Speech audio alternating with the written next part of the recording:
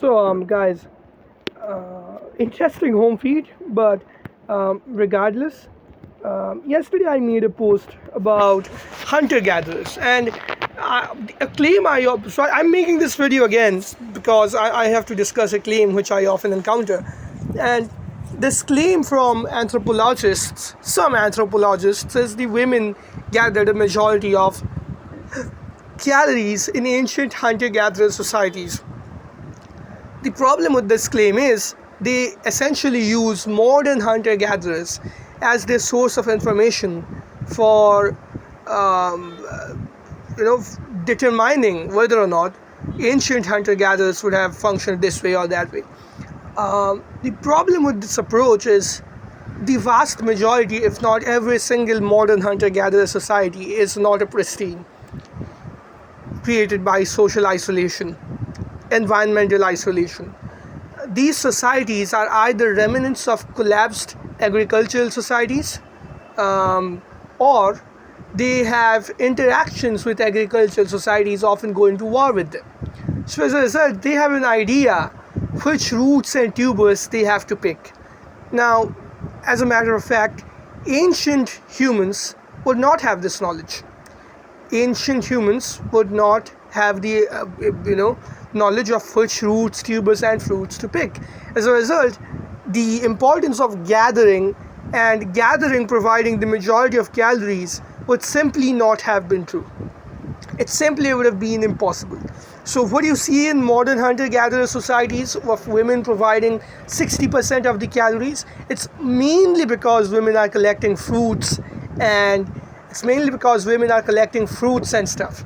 Now, in ancient societies, the foraging was mostly limited to eggs and shellfish.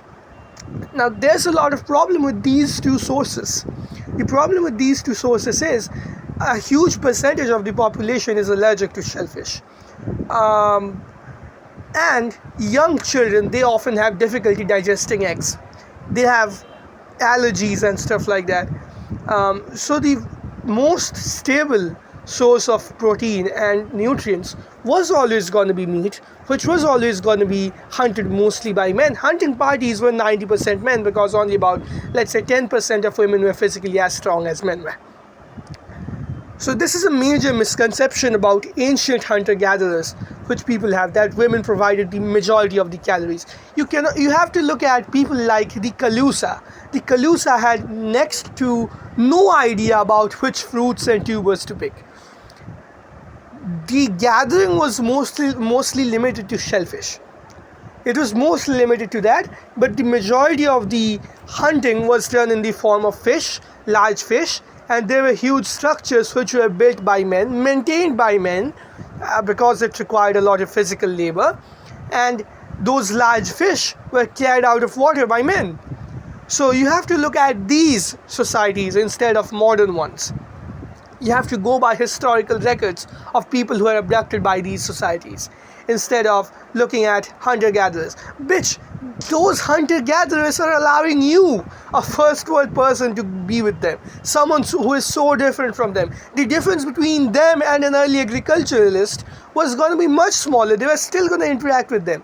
They're interacting with you. They have an idea of what civilization feels like. Modern bushmen often have good jobs. They're not good examples of a society which is a pristine hunter-gatherer.